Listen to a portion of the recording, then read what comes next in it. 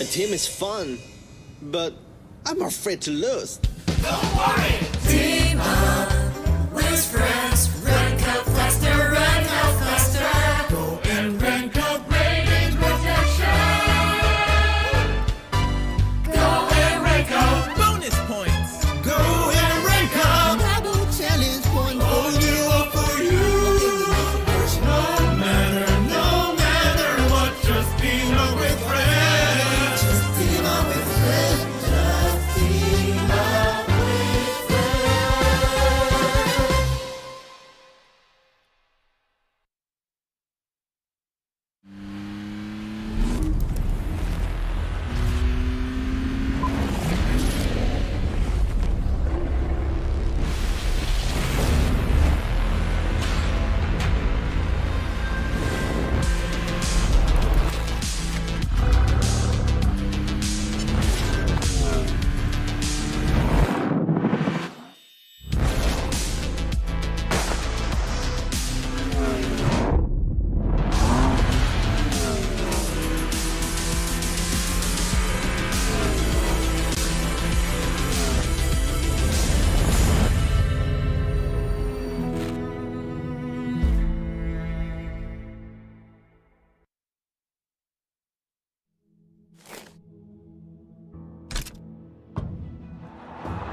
Here's Messi, away from 2, 3, 4. The world's best player shows us just what he's about to get. Is this on? Oh, great. Hi, everyone. Welcome to my secret lair. Everything is getting put together right now. Perfect. This here is testing stage that ensures your safety during your ride. They are currently debugging the hub. Look how it goes. Boy, it is powerful and agile. Doesn't that just make you want to give it a go? Only after careful inception will the equipment be ready for release. All of this equipment can help you achieve victory. Get ready. Join us now. Disfrutar el juego.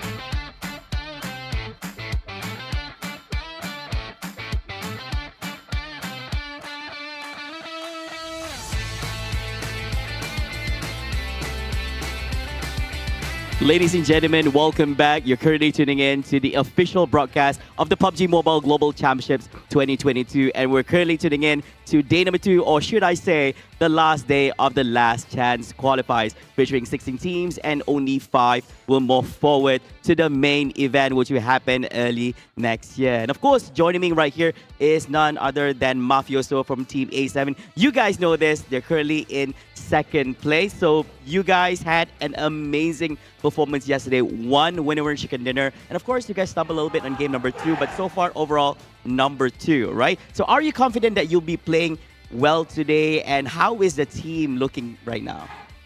Então, ele parabenizou a equipa por jogo muito bem feito ontem, que estão na top 2 e com uma vitória de chicken dinner. O que vocês vão fazer hoje? Estão confiantes que vão ficar na mesma posição?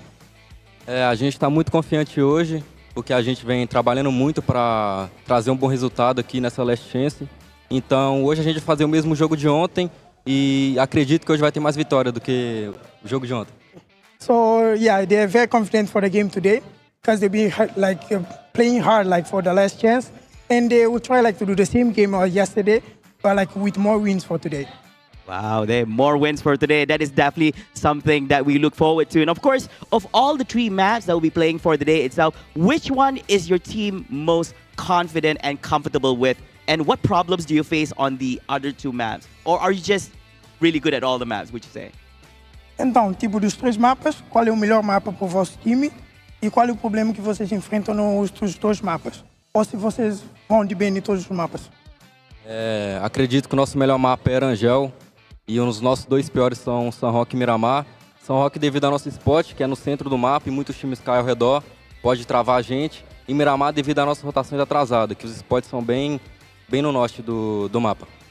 So for them, Arangel is the best map for them, but San Roque, and they have a problem because they land in the middle, and then all the other teams are around them, so it's very hard to fight all of them. And for the last map, they always go for the north, so sometimes they lose some time doing the translation, so they will lose time to get to the center.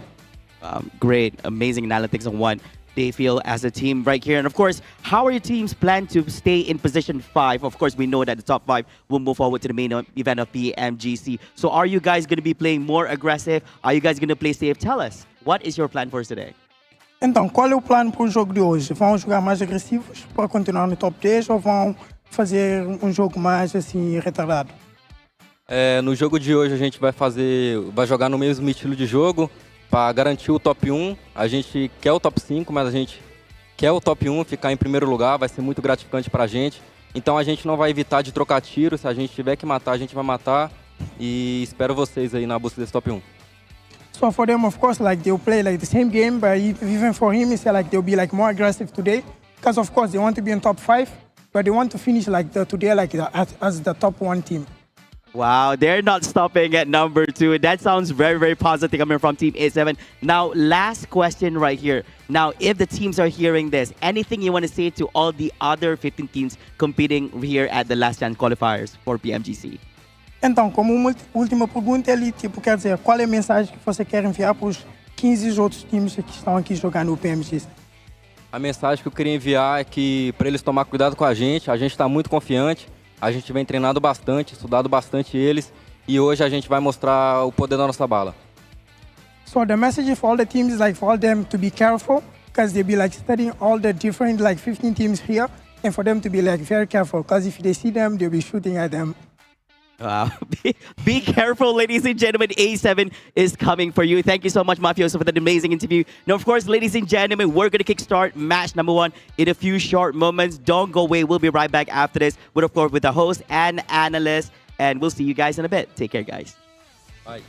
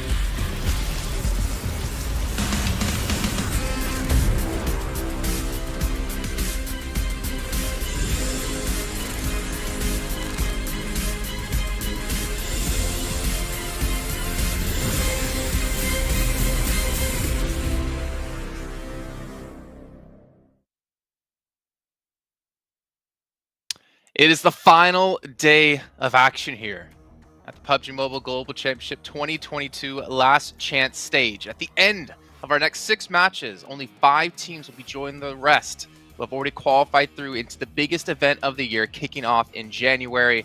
And it's going to be a lot of money on the line, a lot of pride on the line, and of course the title of being the #1 team in the world.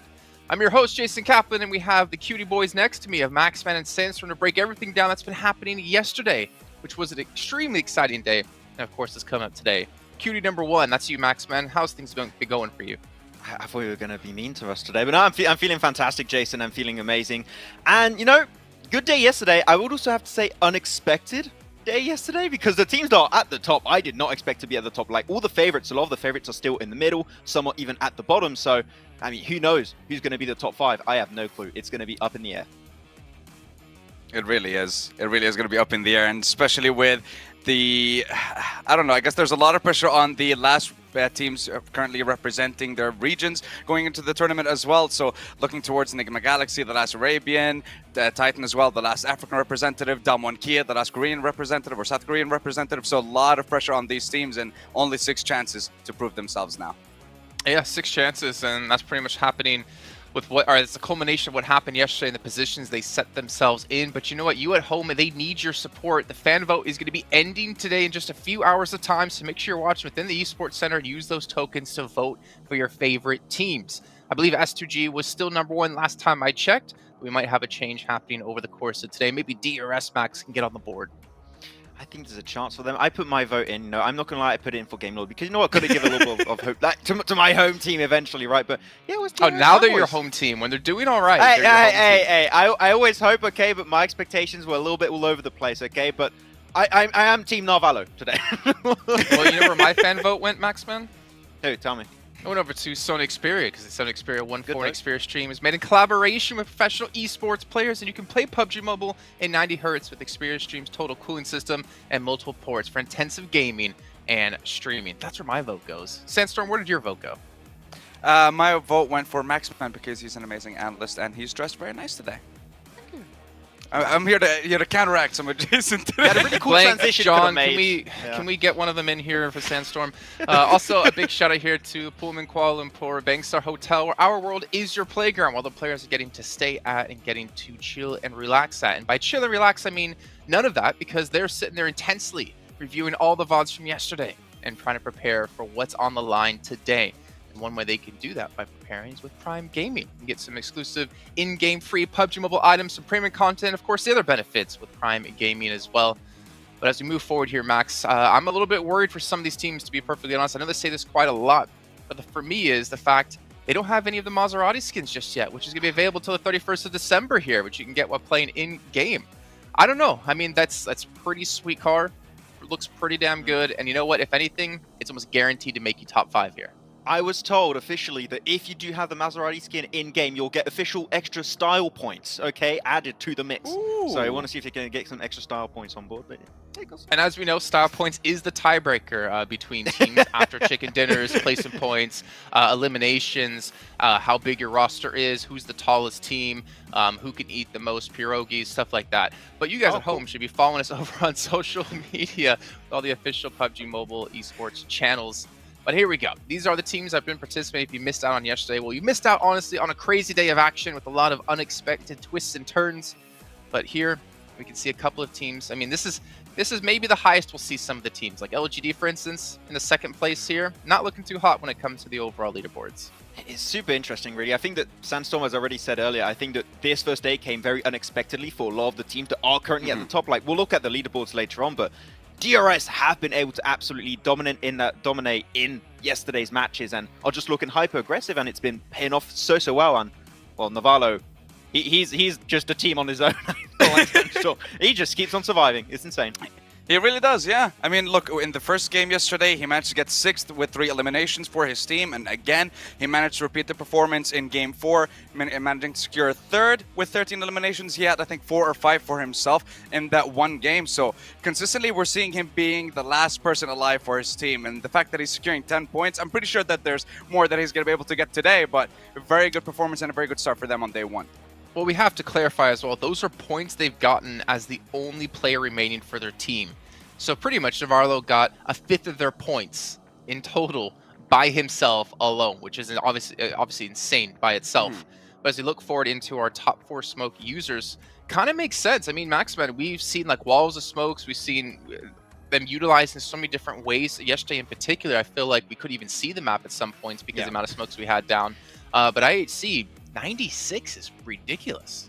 I think that what IHC have done really well throughout all of this tournament so far is that they're really good at using smokes to wall off fights. Like, for example, if the team's on 2 of their sides, they're going to just smoke off one of their sides, make sure that one team cannot spray them down anymore, and then they're just going to put 100% focus on the team that's on the other side where the smoke are not going to hide their vision. And I think that's what they did extremely well on this first game, where they were pushing, I think it was on Bacon time, and also negating visibility from Alpha 7 on the side. It just enabled them to make in a second place, but then the DBS, off squash happens, and I don't know what you're supposed to do against that, but not much. Well, I mean, it's obvious, apparently. right, Sandstorm?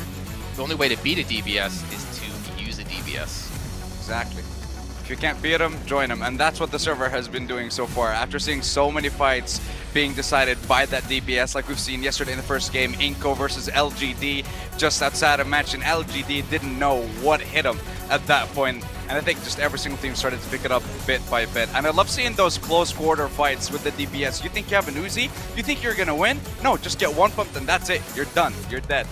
So let's see if we're going to be seeing the same impact from that again on today's games, or our team's going to be bringing something special. It's insane how the DBS... Okay, this was a weird one. I would love to know what was the shot call of that player. Like, let's just send us a 3-cart in a compound with no smokes and just get sprayed down by Mao Mao from LGD. That was...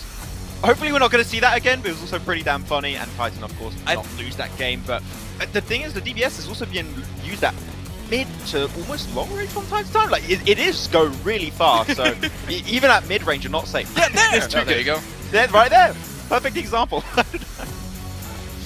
I mean, you mentioned Titan, Maxman. Really interesting to see as well. Like, if they end up qualifying somehow, because they're currently, as you can see, in 5th place, that 6th match of yesterday, I think, is going to be the real page turner, the one that everyone's going to look back on, because Axer, unfortunately, couldn't play that last match. It was 3-person team for Titan, and they ended up winning things and catapulting themselves into 5th place. That in itself is a great story, and hopefully Axer today is going to be able to help continue to build that momentum with this team. But DRS, Alpha 7, IHC, Inko, and Titan, all are top 5 at the moment. But Maxman, Bigatron, 6th place. It's possible. It's still there. The hope is there. The hope is that, like, literally, if BTR qualify, I'm going to lose it. I will be so hyped to see them in the Grand Finals LAN event in Jakarta. It doesn't get any better than that. It will be the best PMGC and the best PMGC Grand Finals, Jason. It's peak fiction. Sandstorm, Maxman did say off-air yesterday when we were done with the show that if BTR qualify for Jakarta, Not my eyebrows. he is shaving his eyebrows. Ah, okay. Oh, wow. You know what? Now I really want to qualify and go like straight up into 1st place. Looking right now at DRS and Inko, these two teams, I'm just going to brush right past that. DRS and Inko have been absolutely sensational. DRS for sure. Yesterday, by the way, was the best performance that we have seen from DRS in the PMGC. 81 total points, 32 eliminations. Not once have they been eliminated in the bottom parts of the leaderboard. Every single time they've been in the top 7, with 4 of those games in the top 4. They're doing exceptionally well, and not what I expected compared to the performance that we've seen before. So definitely going to be on the lookout for them in these games. Yeah, and I think, Max, like, if we look at DRS, I mean, obviously we see them around for multiple years in a row. I didn't really have them this high on my radar, or this high on my rankings when I look at the rest of the teams they're competing against. But I am pleasantly surprised, but I do worry going into today. Can they replicate that performance? Yes, they built up a 30-point lead between 1st and 5th place, but I'm not sure if they can do this back-to-back 2 days in a row. I would have to agree. If you're looking back at DRS and how they played in the group stage, I think that DRS is like, no, middle of the pack. I didn't expect them to qualify in top 5. But this new DRS 2.0, is playing hyper passive, but the moment that they flip that switch, they just go in super aggressive mode, start clearing zone after zone after zone, and taking as much space in the circle as they possibly can. It is a team that can now convert chicken dinners. I mean, we saw it yesterday in that, what was that, game number 4, 10 eliminations and a chicken dinner, followed up with a 4th place, a 3rd place on game 2. They got a 2nd place. They just keep getting these top 5 finishes. And when you have such a short tournament, only 2 days of play, that might just be enough to remain in that top 5. Well, let's actually take a look at your teams to watch. Maybe either one of you do have DRS actually in there. Oh, okay. Well, Maxman, I'm glad I threw it to you to talk to about him. I didn't even know you had him as a team to watch, so we know exactly why you're going with them. Game Lord, I'm kind of guessing because you're French. And Exactly. they're French. And then Bigatron because you don't want to lose your eyebrows. Also, then, do I have to speak for the segment? I don't think so. Sandstorm, why? Several reasons. Besiktas, they managed to get themselves a chicken dinner yesterday, but 4 of their 6 games were in the bottom 4. So that chicken dinner did give you a chance to keep fighting and stay alive in this tournament. But other than that, it's going to be very difficult for them for the rest of the games. HVVP, we've seen them come back again. Chicken dinner, huge improvement on their performance. But which HVVP are we going to be seeing? The one that drops north side of George, gets a decent amount of points, like we've seen in days 1, 2, and 3 of the group stage, or are we going to be seeing the one where they drop on the west side of Melee Base and just completely get no points whatsoever? And Inco, need I say more? I don't know what to say about these guys. I said they weren't going to get into top 5. They already are. I believe they're going to make it, and I'm just going to leave it there. To talk Well, on Maxman, Let's go for it. Sandstorm did say that if Inco do qualify in top 5, he's going to shave his eyebrows. So I like this. This is good. I like this change of pace. We'll do that. 100%. I was complimenting you like 2 minutes ago. You should be on my side, Max. What happened? Nah, there is no sides here on the desk. It's everyone for themselves. No. Maxman, what were you going to say about HVVP? So I want to touch on HVVP because I was able to look back through the VODs a little bit yesterday and through the map feed, and I really think that the main issue I pointed out yesterday is really coming into like be the main issue for them, which is they are just a little bit too slow on the rotations. Like a lot of the teams that play Edge are just so quick. They really are. They see the circle, boom, everyone almost instantly in their cars playing Edge circle. HVVP, especially if they go for secondary drops, they're just a little bit slower to get in like the flow of things, and they just get gate kept so often. I think they had 3-4 games in a row yesterday where they just get gate kept, and they just could not get in any strong position. I think if they just speed things up a little bit, they'll be there, because technically the entry points are good, just a bit slow. So if they speed things up, I think we can see the new HVVP we wanted to see here. Okay. Well, you know what? I mean, hopefully they've been able to realize that as well and have been able to figure some things out to improve here in that second day. It wouldn't be a PMGC in my eyes without HVVP there. There's also a couple of other teams. I mean, Sandstorm, we've got Vampire Esports in 15th place. Didn't expect that to happen considering what we've seen from them in the past. But Galaxy in 13th place, Besiktas in 12th place, LGD in 11th, and even Reject Damwon 10th and 9th respectively. There's a lot of these big name teams and big players that we've seen just over the course of this event alone that just haven't been able to perform in that first day.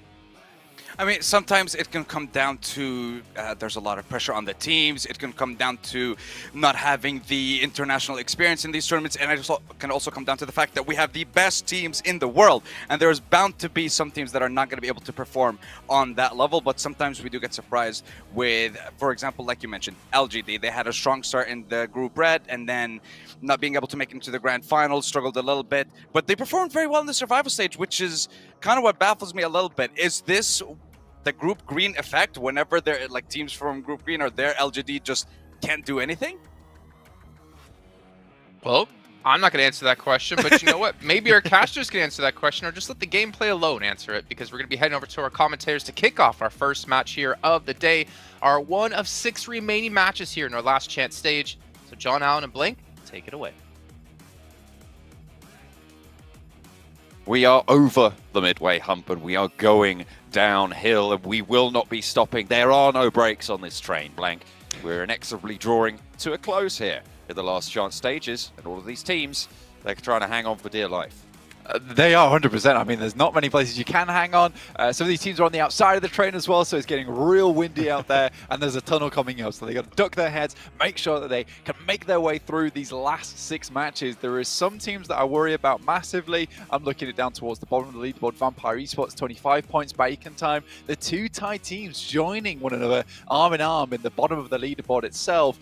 I do think that a comeback can still be made, but it will be very difficult to make happen. LGD, on the other hand, known for that type of bounce-back nature. They're very elastic, very trampoline-like. We'll see if they can hit those numbers today and get themselves up towards that top 5, because yesterday there were some things that just weren't working out for them.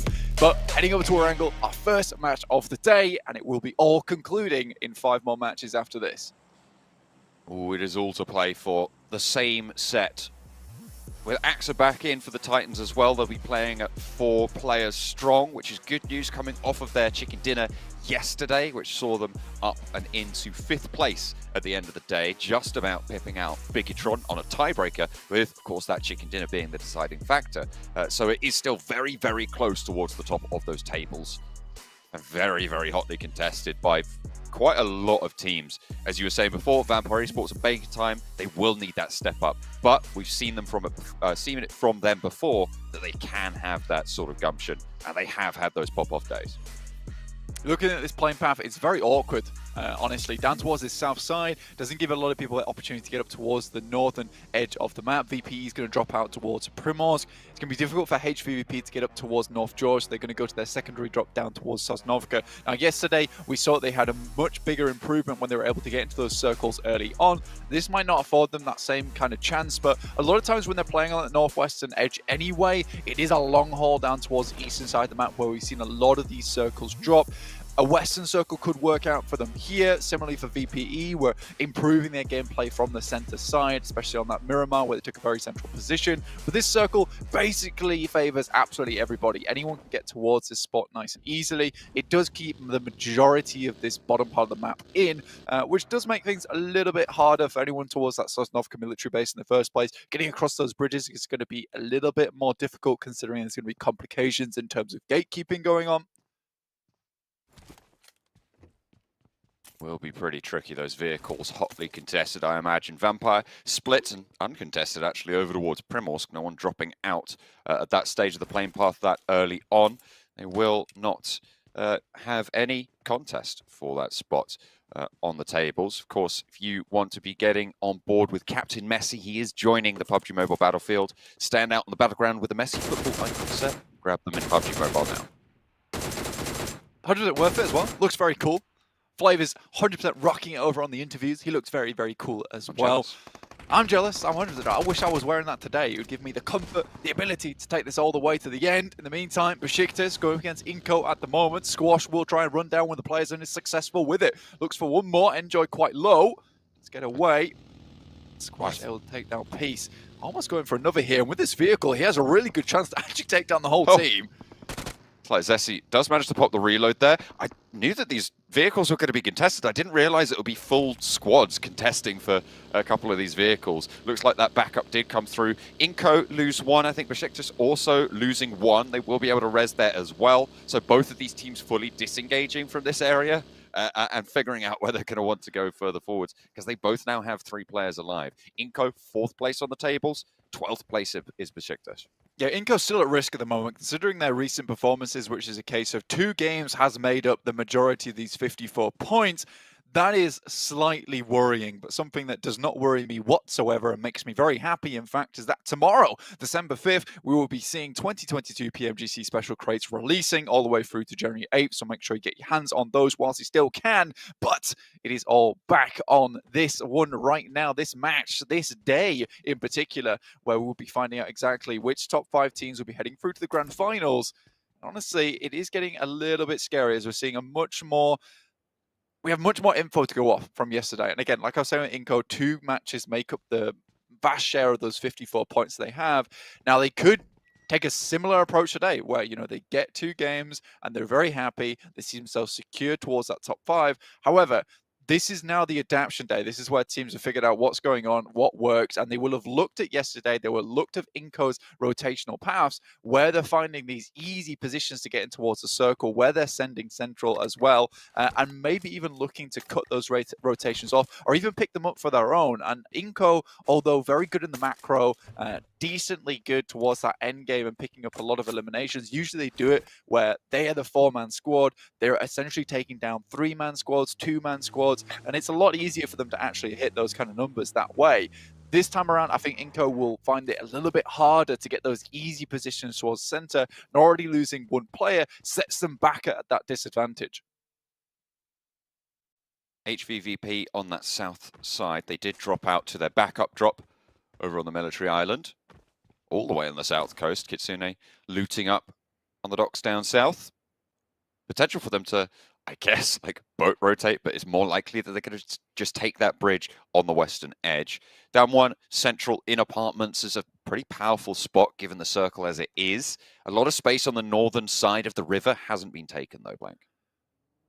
Yeah, I think with the plane path as well, that's kind of a likely thing to have happened here, which is where Severny shooting range all very free. HVP may have made a different call if they'd known that the circle was going to head this far towards that northern side. They might have even taken all the vehicles that they could, considering this lobby is very eastern centric. A lot of the western side isn't taken up by teams, so they could have easily picked up some vehicles towards that western coast, headed up past LGD towards North George, then had a good game of it. Either way, I think this is the numbers play. This is the one you go for. It's the most consistent.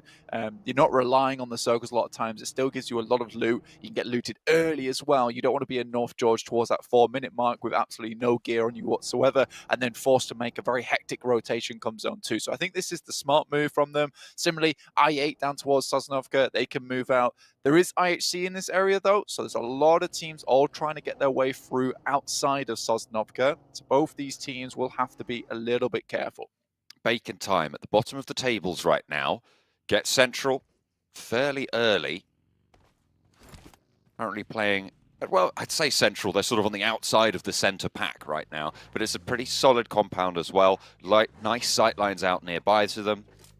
They'll have a lot of rotational opportunity ahead of them, but with how tightly packed the center is, it might be curtailed that little bit. Misery spots Game Lord rotating past. Spots them rolling on into the compound as well. Spots them crashing in. Spots the hop out as well. Spray is not going to be good for the first knock and actually traded off. Narvalo able to get that flush down.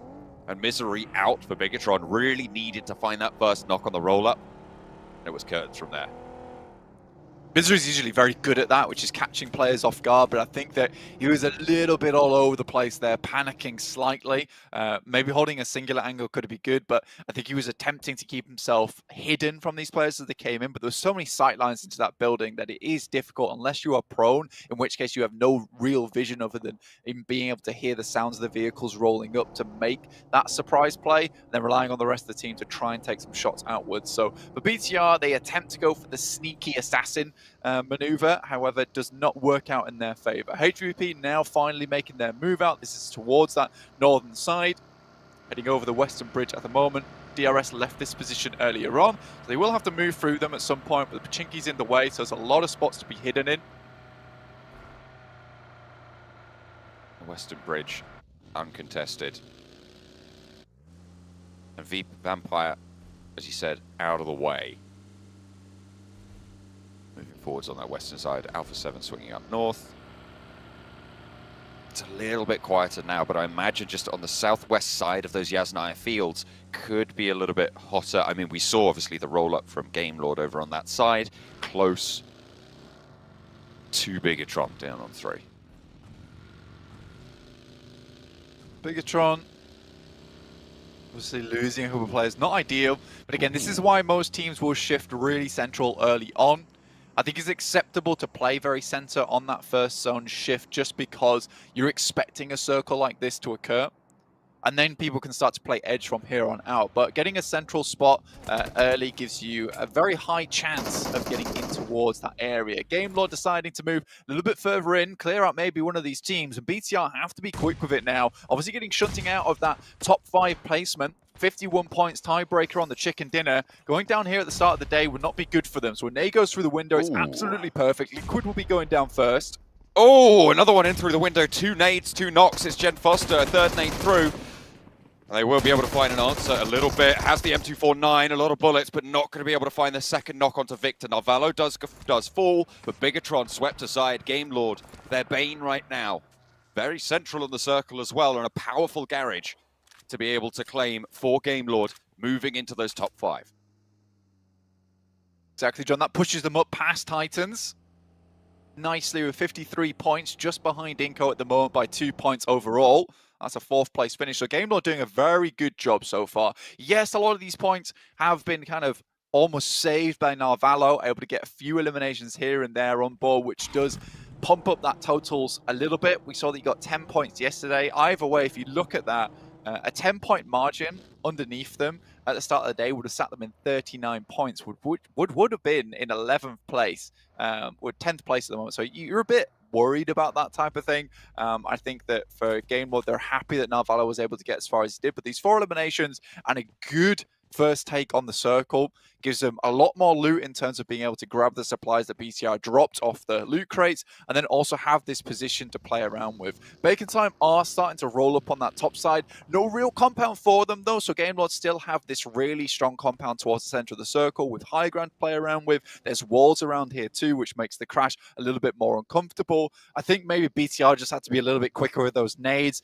and for Game Lord getting up like that with barely any smokes and then just nading through the window, that shouldn't really happen as often as it did. And I think they were feeling maybe a little bit afraid after Misery did go down how quickly as he did.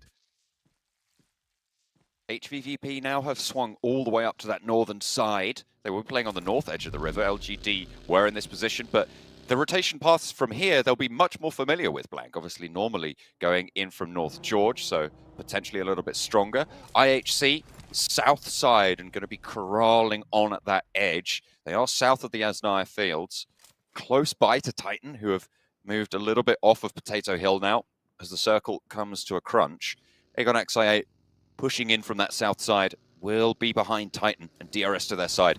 That is a nasty shift, Blank. It's hard north, but it keeps a lot of both sides of the river in, and they're going to be difficult choices to be made in the future.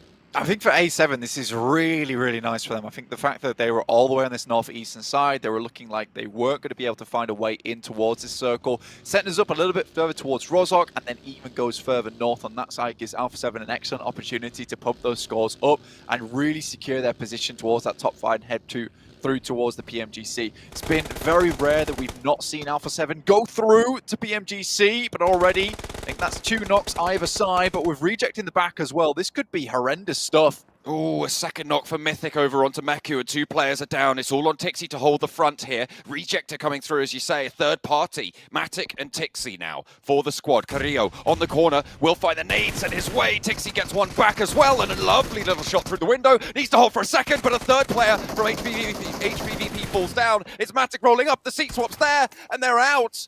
Both Alpha 7 and HVVP try and crash the same compound, Blank.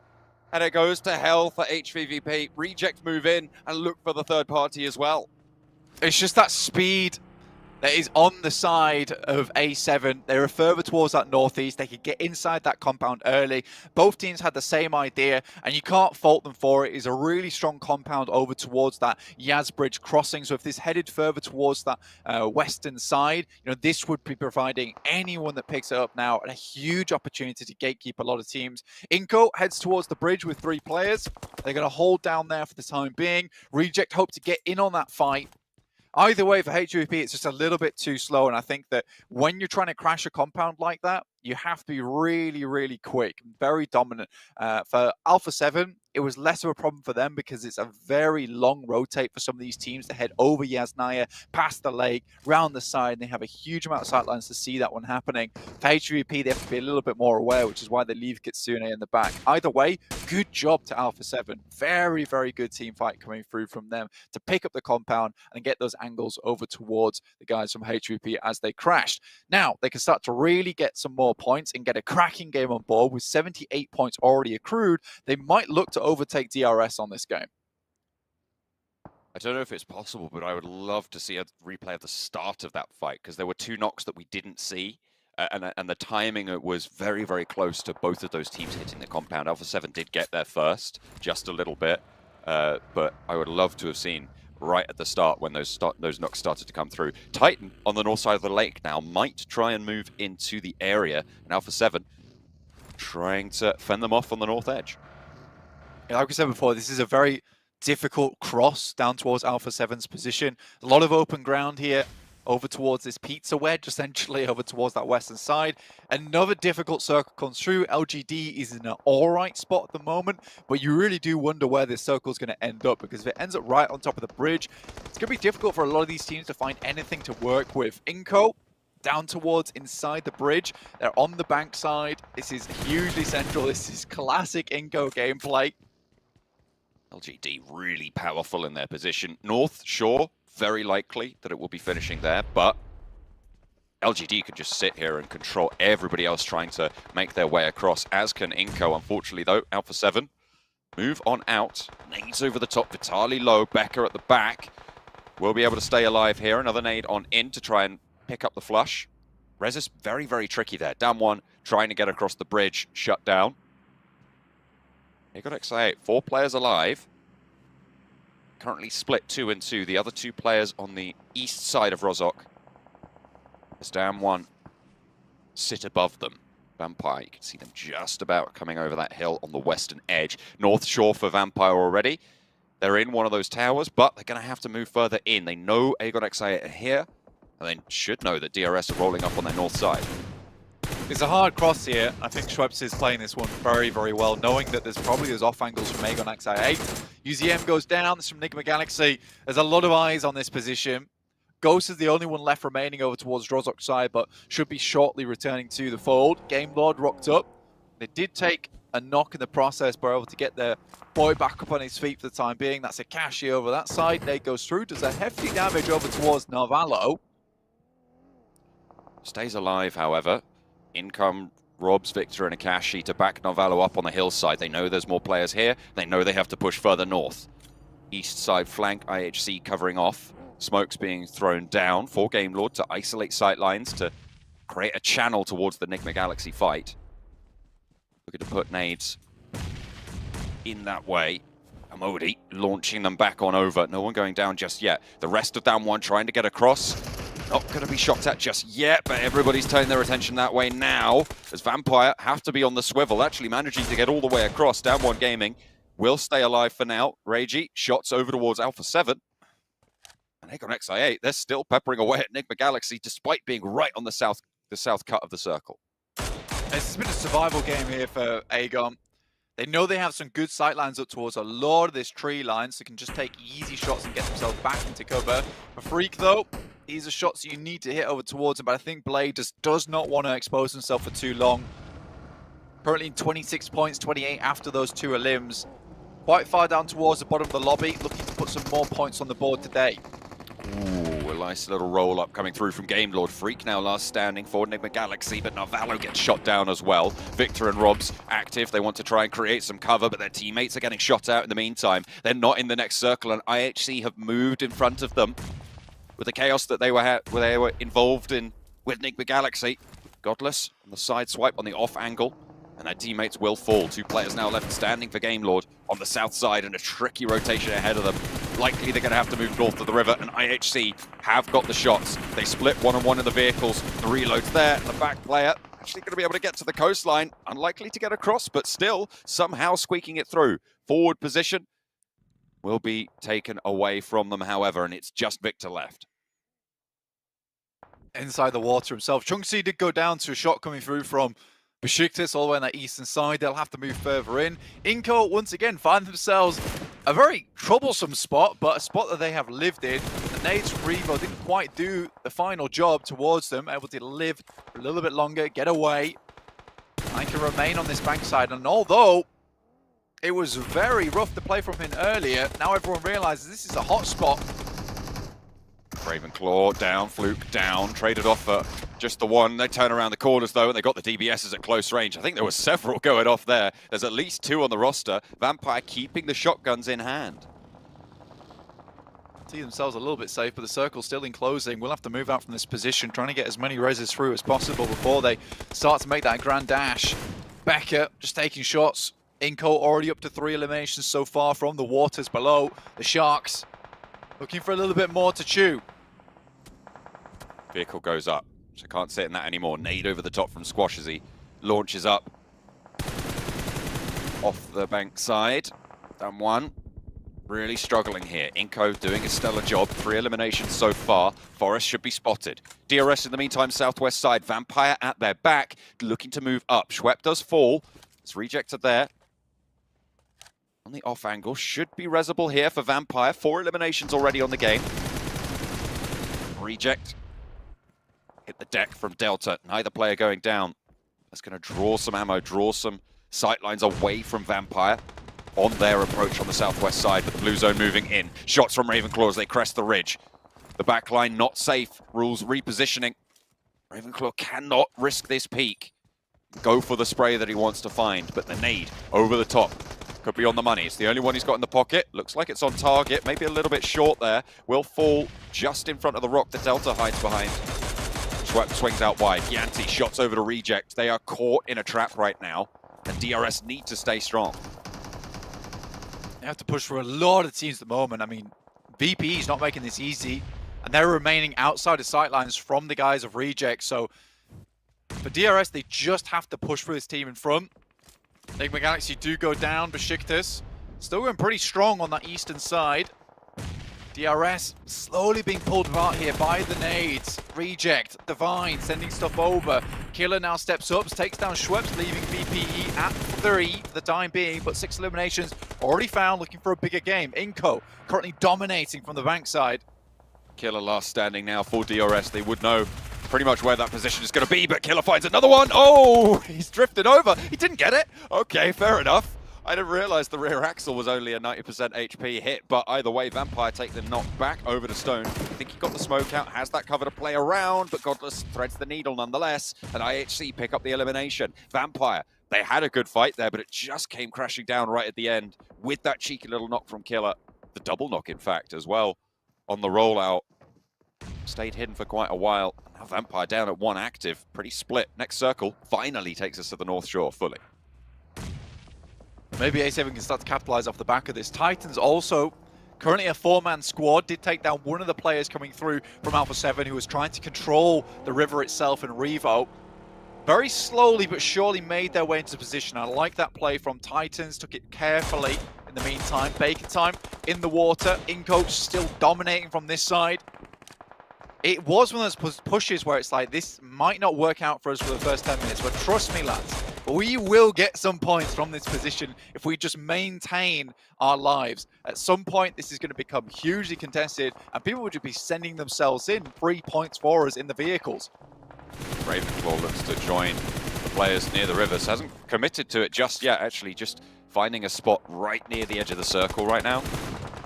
So for Vampire, they have 8 eliminations, so placement points that they can rack up now as there's a lot of ragtag teams in the river. If they could just stay alive and not get caught up in it, they can ladder up easily 6 to 7 team places here. Teague taking shots. This guy really performed very well through the group stage. A little bit of a slower performance going through on the survival stage, but has made it in. Still had some really big moments. Seems like he's still being that front man for the squad. Though 6 has really caught my eye recently as this backstop member. He's able to get some very interesting little angles, some peaks that's coming through. He opened up the fight here over towards Alpha 7, allowing them to get into a position on the circle. And Titans haven't pushed their luck, actually. They didn't go for the full-on crash over towards Alpha 7. They just found a compound they can play from. Decided this is better for them to just stay up as 4 rather than risking the full-on fight, knowing that with this circle, with the bank in play, although it's very risky and horribly dangerous, this type of terrain, they're more than likely going to live for a long while just sticking as 4 as opposed to going for a full-on brawl. Victor trying to survive for as long as possible. Osal in the buggy will be able to bandage up, get a little bit of healing done. Staying alive for now. That south side, you can see just all of the teams who went to the river as a last chance.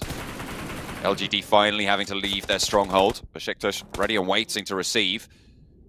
They won't find a knock just yet. 2 players active, YZ and Suki. Suki already on the high ground. Is still in the next circle. And playing around that bridge. Besiktas, though, they know where that is. The nade over the top from Zessi.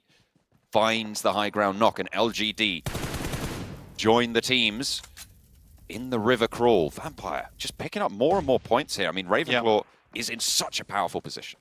Yeah, even as a solo from this spot on the side, doesn't have to take many fights coming through from Reject, but what he can do is certainly pick up some good points down towards the river. Might not get a huge amount of placement points here, but any team that he can remove is good news for him. Still has cover from the rock, but Besiktas will have clean lines of sight to this direction as soon as they step up, but they're more than likely going to commit to just going north of the river on this next circle. They have 30 seconds to play. The question is, what will they do with the position they've been given? Zessi actually looks for a swim across. Ravenclaw steps up for more. Spots the 2 players there, but it's just ducking back behind. And yeah, there we go, Besiktas. As soon as he takes those shots, they go down. And it's 10th place for Vampire, which is really unfortunate. Luckily, 9 eliminations on the cards. We'll jump them up a little bit on the tables, but they could have got so much more. There's 9 teams still remaining, and I'm very, very certain that it's going to be much fewer than that. Not very long. And with a lot of the teams already have a fair few points towards the top of the lobby, feeling very healthy. Over the Game Lord currently, I believe that is now Valor in the water himself. No, it's Victor this time around putting in the shift. Okay, Game Lord's going to live for a little bit longer. They're the solo team apparently, and this is good news for them. 6 eliminations, get maybe further into top in terms of placement points. Inco already, clocking in at 9. They get the majority of the work done towards that first hour of work, and then they just kick their feet up and then rest for the rest of the day until they need to do something else, or at least the manager asks them to go do something. So for them, they're getting their big game in, securing themselves towards the top of the lobby nice and early on, give themselves that buffer. It's a very relaxed little last chance here for Inco, I'll be honest. This is where Inco can really put the hurt on and sweep up a lot of these points. 8 eliminations already. I imagine they're going to be able to see 3 or 4 more in the next couple of minutes. Shots over towards Alpha 7 as Reiji backs them off the wall. They've been held in this compound for so long. Blank, remember, this is the compound that they fought HVVP for. Both teams wanted to crash it. And the fact that Alpha 7 are alive this deep in a really strong position, it just makes you wonder what HVVP could have done with it as well. Ooh. This could be a big nade, bro. That could be really big, actually. From YZ, it finds Inco. Becca, maybe being dismounted there, is going to look for the res onto Vitali, but another nade to follow. The Cook looks a little bit too short there. YZ lets it go a little bit longer. This one, though, could prove to be a little bit more brutal, but the bounce off the rock, it would have been too long anyway. Another nade in hand, though. Lost in the arsenal. Jump out wide, and YZ actually tucks back into cover. Besiktas are there with nades as well. And Vitali goes down again. Becca, low. Besiktas on the other side of the river. But LGD out of nades now. Vitali flushed. 5 elims now for LGD. He's doing a very good job. I think he's realized that, he's not getting a high placement. What he can do is get a lot of elims here. Squash moves out the water. This is a full-on challenge between him and YZZ. See what he can get done here. Reiji, Raciocio goes down. Squash actually knocked as well. Fortunate. Titan actually taking the shots over towards Reject. Alpha 7, the only team in cover right now. And they have been given this one after their first initial rotation. Away from the river.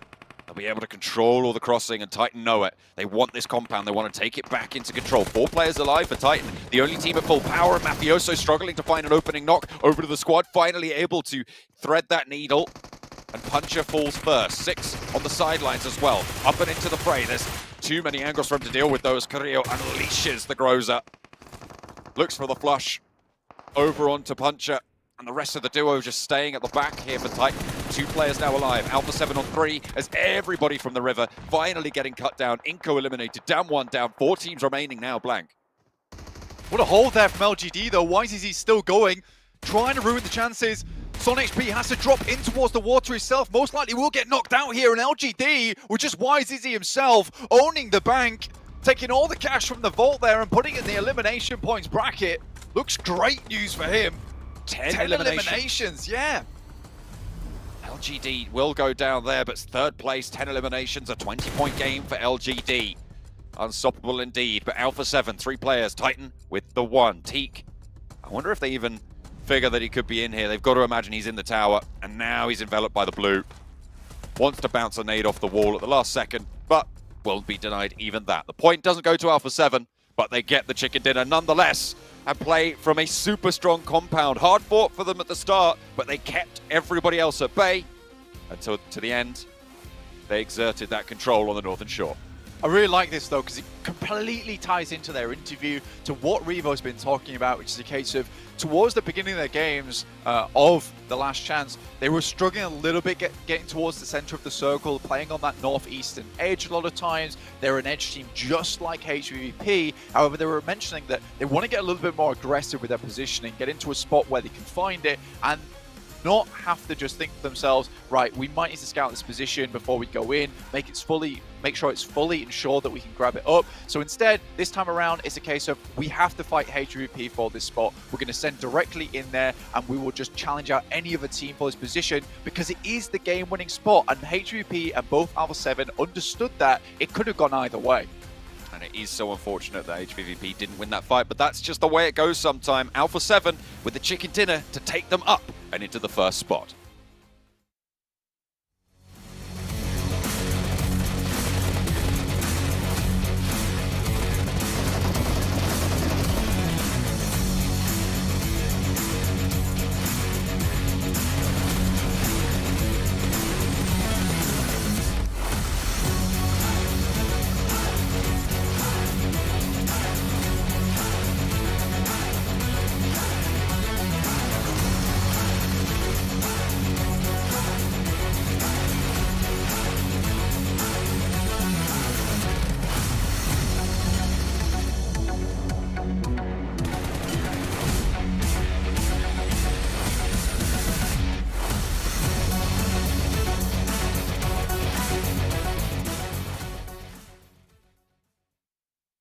Well, Alpha 7, they came out with the interview saying, if you come near us, we're going to shoot you down. And HVVP, unfortunately, was one of the recipients of this one as they close out the game and get themselves even further into top 5.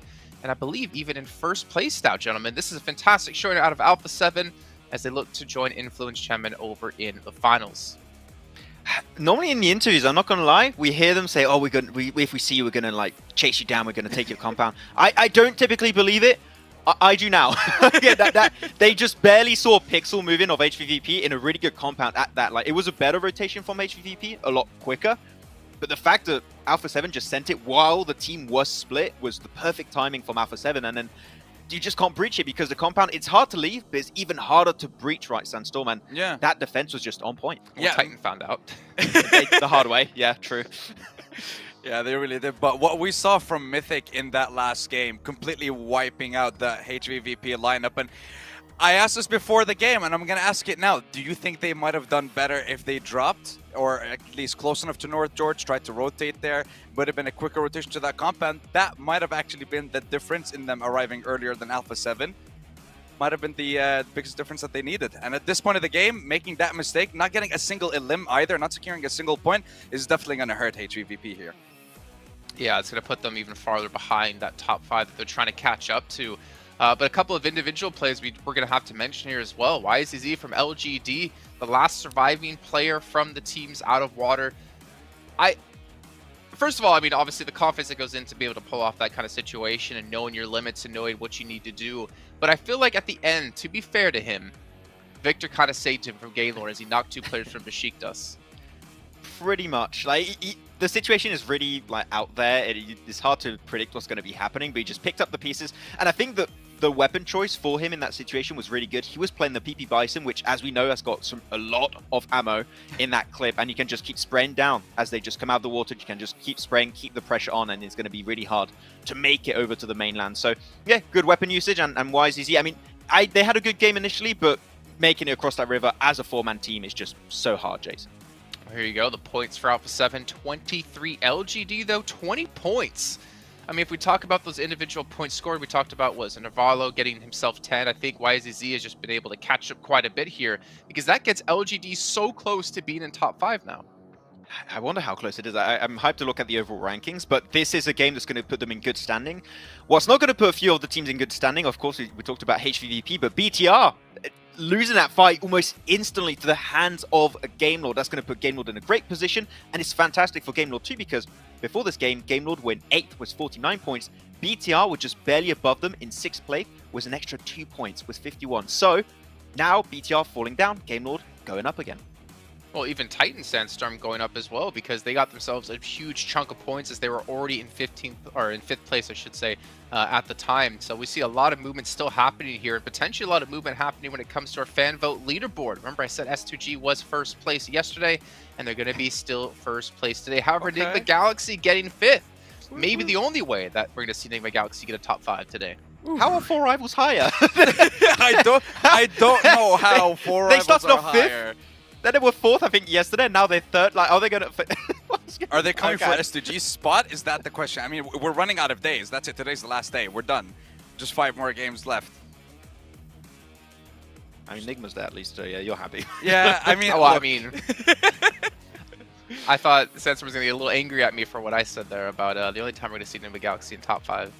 I mean, what am I going to defend here? You give me a reason to defend them. From what I've seen in these games, they don't deserve to get into the top 5. They're just not showing what they're made of. It's not the same performance from last year's BMGC. They were sticking to the heel strat on Sandhawk yesterday as well, so there's not much left to give them at this point.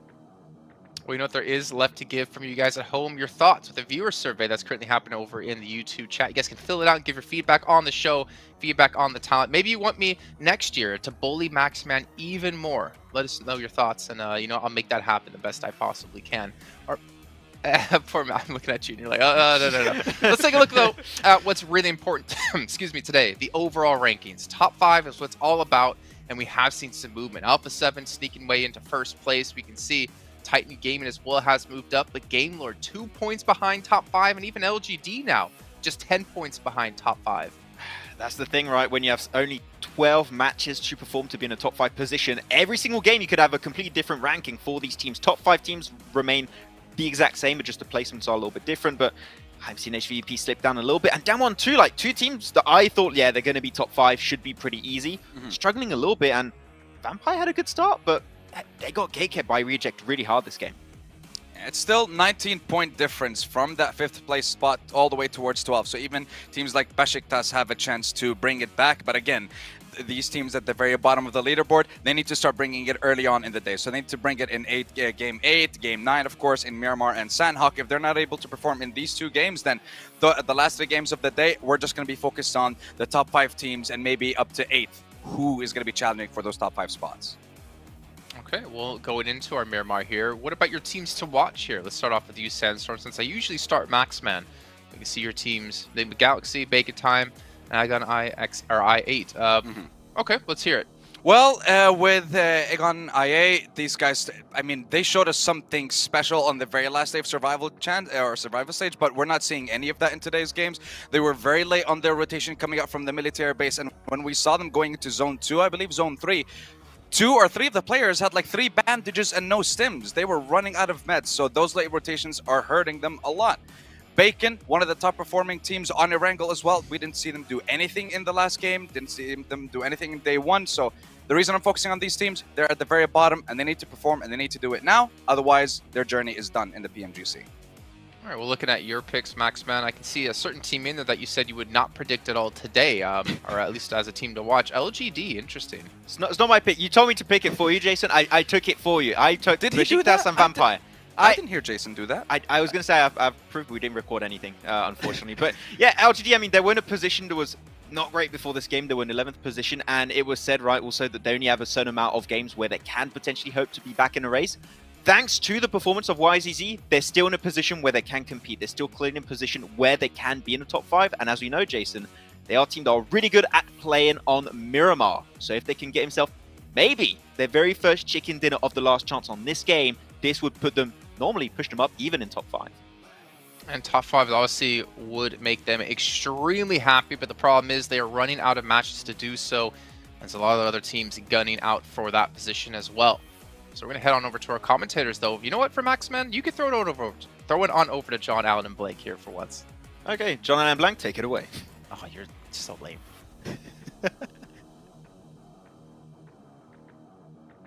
Imagine being so lame that you have to get Maxman to do your throws for you. What is this? What is going on?